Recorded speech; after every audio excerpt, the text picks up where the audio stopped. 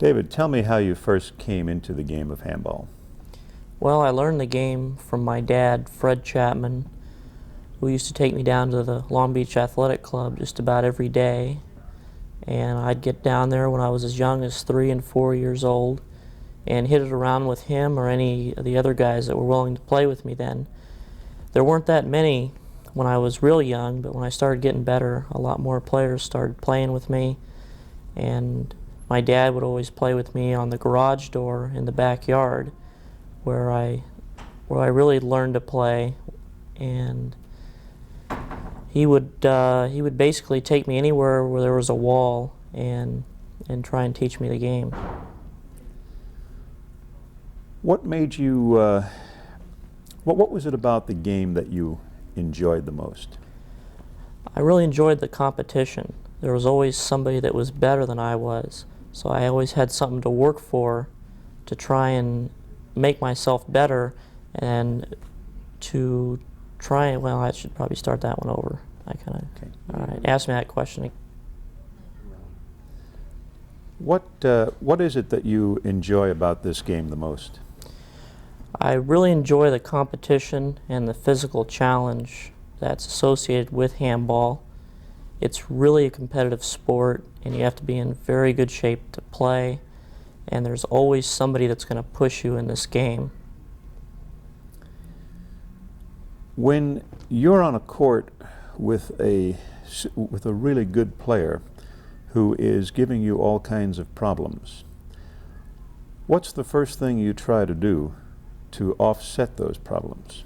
Well, the first thing I try to do is look for the player's weakness and just hit the ball there as many times as I can so I can get a setup shot to try and put the rally away.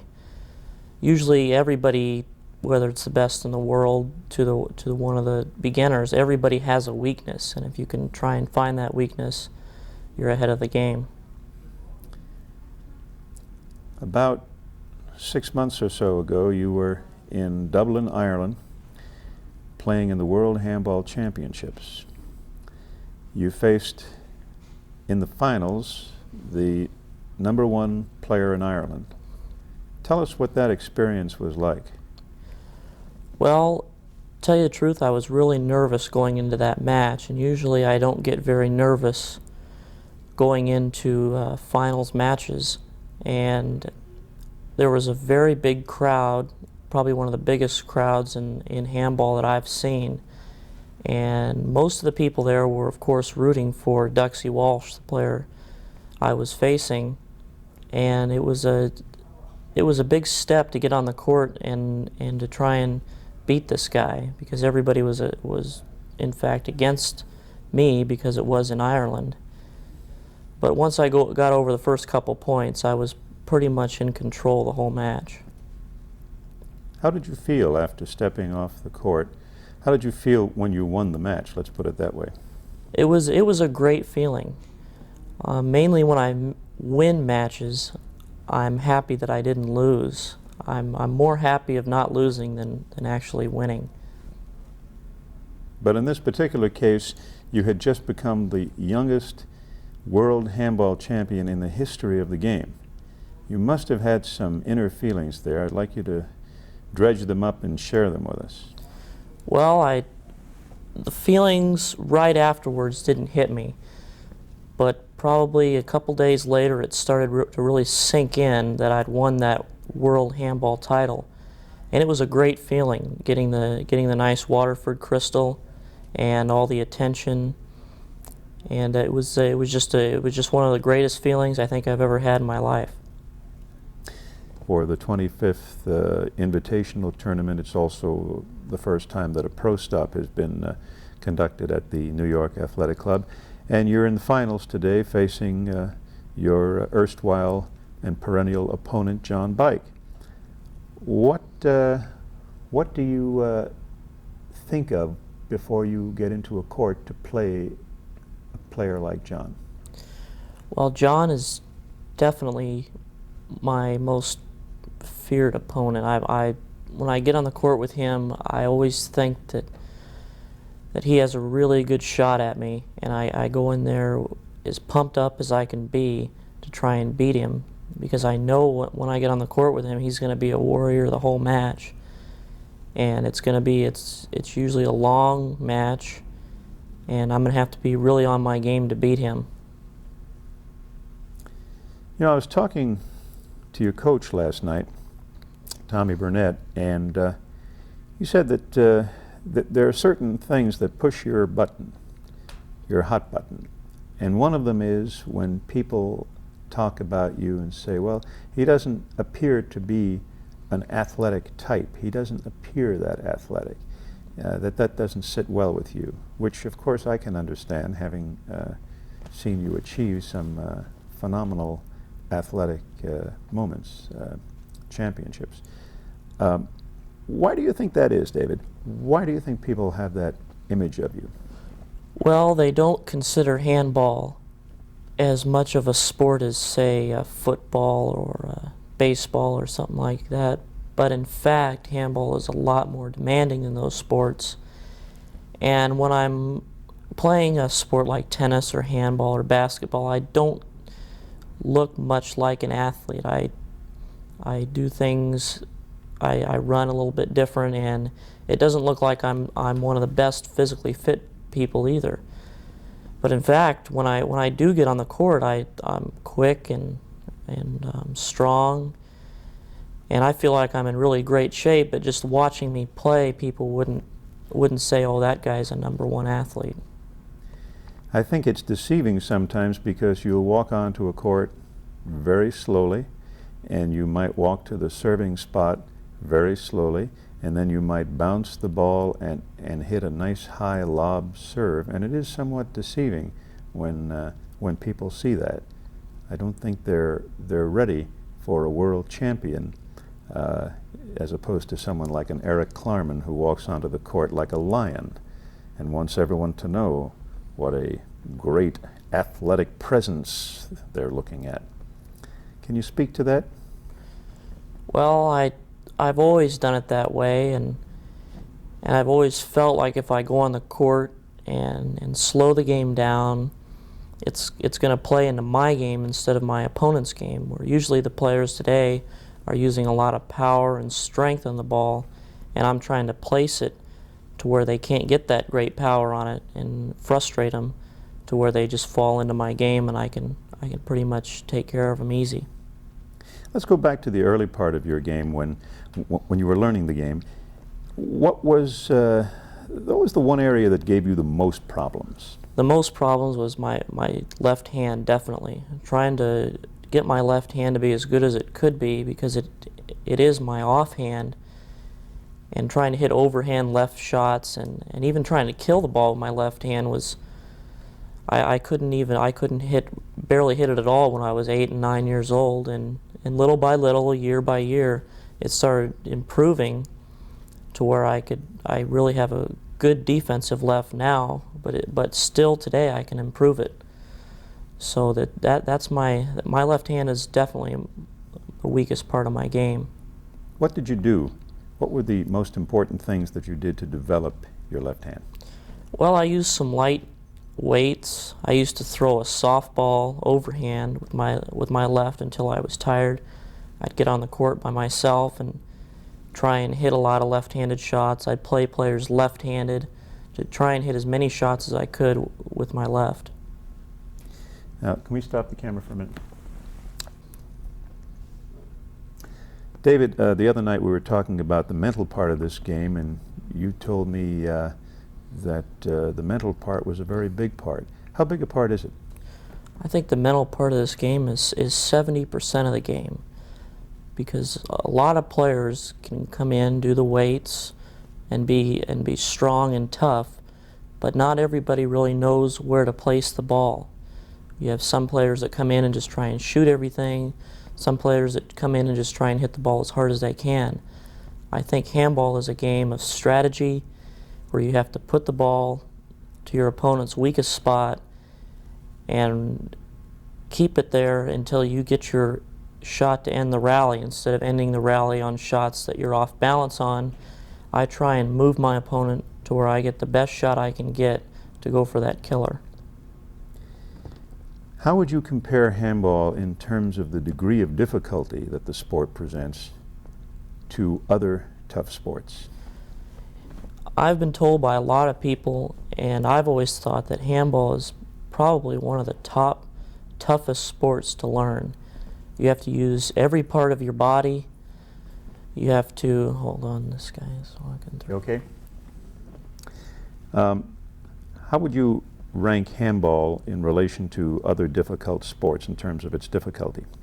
I think handball is probably one of the toughest sports to learn and to play, because you're using every part of your body, using your legs, your arms, you're always bending for shots, whereas in some sports you just have your upper body, and other sports you're just using your lower body.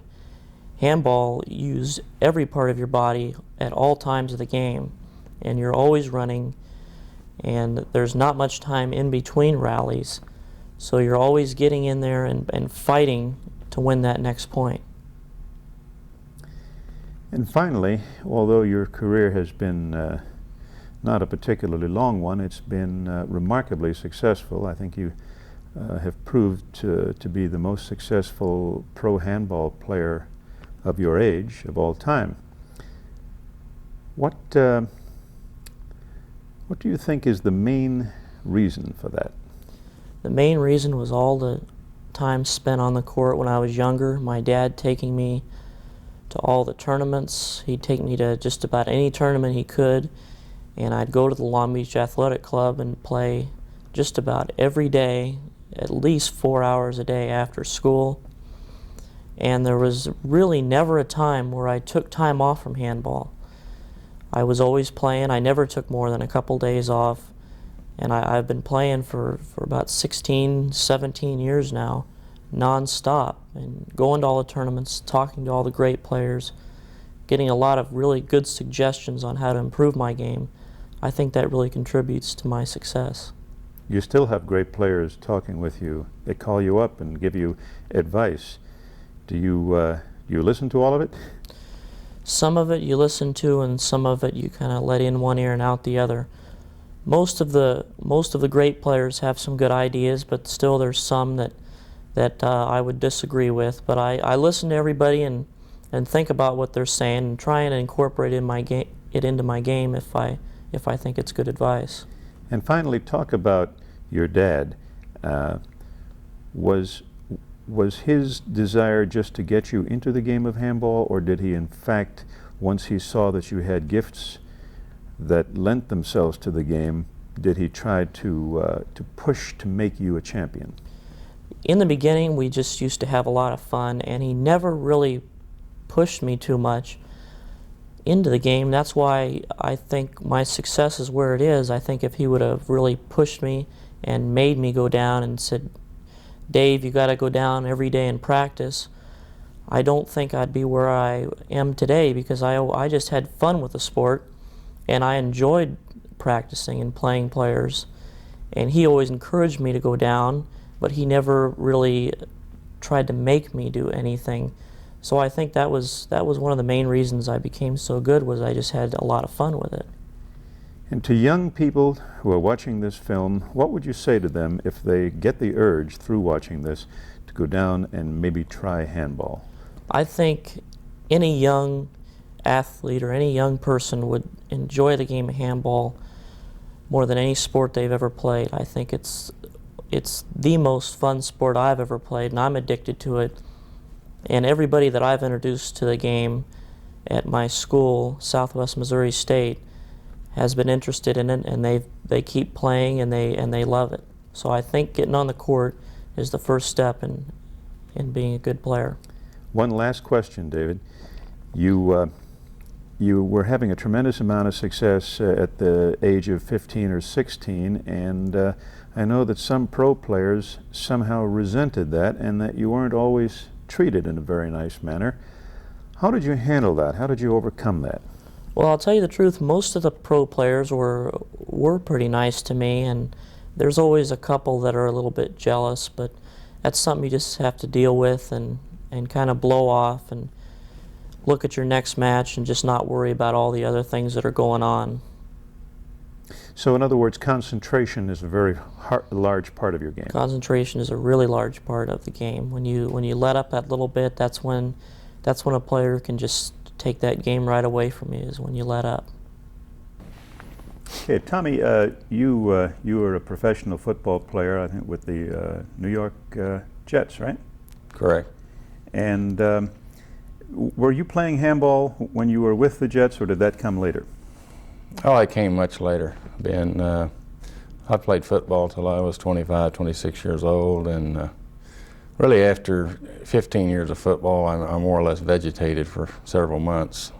I'd been working out really all my life year-round, and I enjoyed the hiatus away from, working out and staying in shape and competing and that sort of thing. But eventually, you get programmed into competing, and you like the challenges and the excitement of sports, and so I started to drift back into sports probably 27 years old.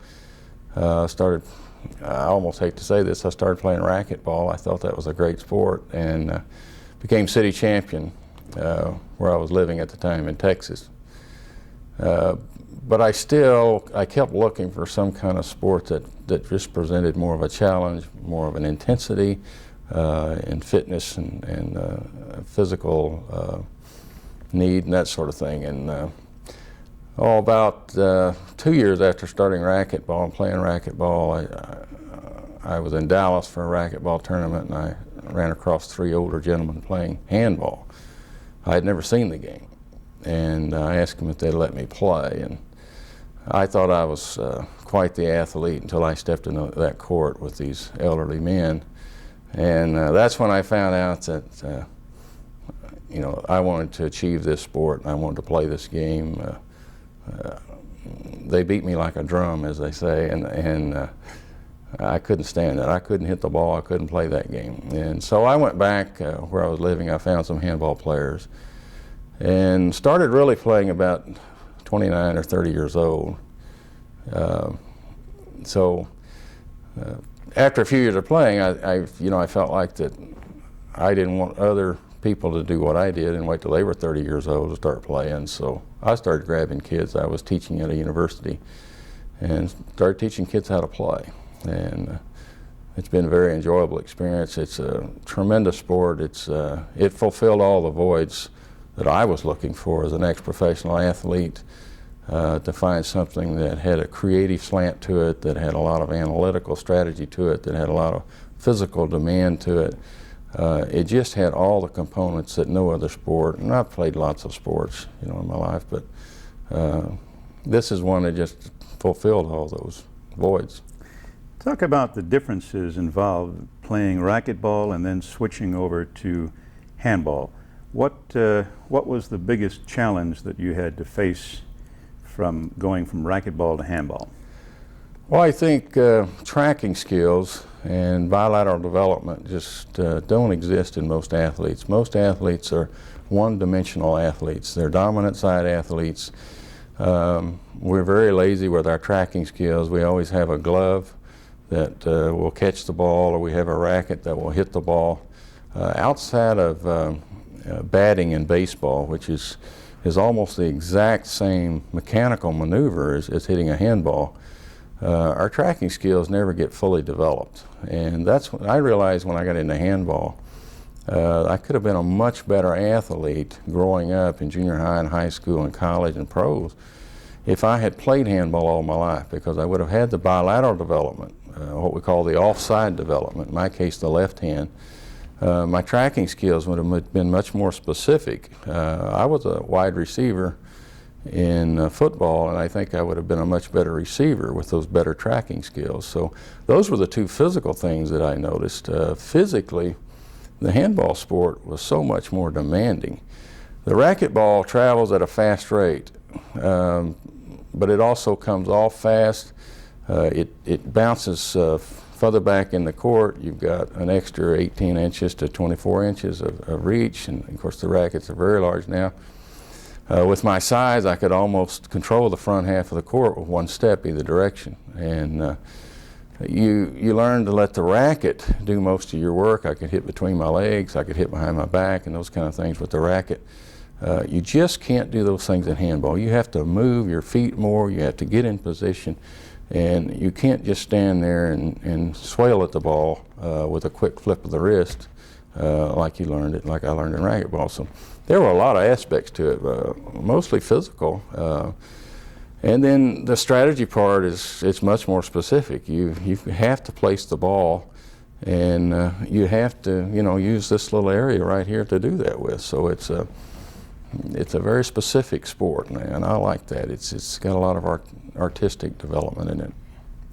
Now, as the coach at Southern Missouri State University, you have a rather unusual situation in that you're coaching the world's #1 ranked player, David Chapman. When you first learned that David was going to come to your school, what was your reaction? I think fear was my biggest reaction, because what do you teach a David Chapman? Obviously, I'm not going to teach David Chapman any shots, serves, correct retrieves, how to hit off the back wall, and those kinds of things. David has worked very hard to learn those things. He's had some great instruction from his father and various successful handball players across the country. And David analyzes the game tremendously well in terms of the mechanics of it. I had seen David play for 2 or 3 years, and I could see things that I could help David with, mostly psychological, emotional, and mental aspects of the game. My doctorate is in sports psychology, and it's a fun area to work with young athletes and explore these dimensions which they really are not aware of fully at a young age. And David has some gifts. I think if you look at anyone who are at the top of their endeavor, whether it be sports or art or music or whatever, the top people in those areas have perceptual gifts, and David's a very creative person. He's got a mental dimension, or more of a mental dimension than most of us do, and he sees this game differently than most of us. And he's got unusual visual skills. David sees things that many of us do not, and that's part of that mental dimension. Those are the kinds of things that I think I've helped David with a little bit, and we've talked about, and so that he understands those gifts and he utilizes them to become a better handball player. What is the one thing you think David needs to learn at this stage? I'm sure there are a number of things, but what would you say would be the most important thing that you could impart to David now that he's under your tutelage? Well, I think the most important thing, and I'm speaking as a complete coach here, I don't just look at David on the court, I look at David as a young gentleman. And the most important thing right now to me is to help David mature as a people's champion. He's an excellent young man, and if people don't like him personally, they don't know him since I've known him. He likes people, he wants people to like him, and we're working on becoming a people's champion and sharing himself more with the handball players across the country. He really wants to do that, and I think it's a maturation process, and he's very aware of these kinds of goals that we've talked about, and that's really the exciting part about it. He's got all the great foundations. He's got a great family history. He's got an excellent value system, and these kinds of things. And he wants to begin to show more of his personality. We have to maintain his concentration skills and those kinds of things, because he walks on that court, he's very serious, he's extremely focused, and actually he begins to focus 18 to 20 hours before a match. So you'll notice a little difference in David right before he plays a match. It's not the same laid-back social type of person you might see 2 or 3 days before or a day after. So people have to understand, to be at his level and to be a true champion, he has to maintain those kind of abilities and skills, and sometimes that puts off an air of unfriendliness to people or that sort of thing. But he's extremely concentrated. Tommy, you're an accomplished player yourself. What's it like being on the court playing David? I know you try as hard as you can. What's the experience like actually playing against this kid? It's just incredible. Playing him and watching him are two different things. You get on the court with him, you know he's good, but you can't really believe he can do those things to you. The first thing you realize is that you make a lot of mistakes when you play that other players don't take advantage of. David takes advantage of them immediately. And he simply sees everything. It's very frustrating when he beats you to your shot. I asked him recently, I said, when somebody's shooting behind you off of the back wall, what do you look at? And I wanted to hear something like, I look at their feet, I look at their eyes, I watch their hand against the ball. And he looked at me a little confused and said, well, everything. And to him, it's very simple. He just takes a snapshot of everything. He knows where the ball's going. I don't have that ability. He doesn't understand why other players can't do that.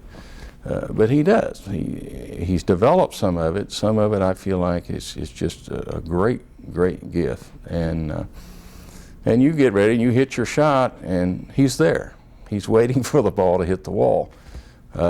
It's very exasperating. So you learn that you have to change your shot from the point of contact. You hit at the same point, but you try to lift the ball and pass. And, you try to shoot the other direction. You have to be almost a little unorthodox. And, but it brings to light his true skills. David, if he continues to work and he keeps his focus, he doesn't get hurt or have an injury, I just have no doubt that he'll be the greatest handball player that ever played the game. Great, Tommy. Is there anything else you'd like to add? Well, all I can say is I'm having a great time with this young man. He's taught me a lot. It's a constant study in the sports psyche. It's an enjoyable study. And I wished everybody had the opportunity to spend time with someone who's as accomplished as he is in his sport. And by the way, I mean, he's an excellent athlete in just about anything he does.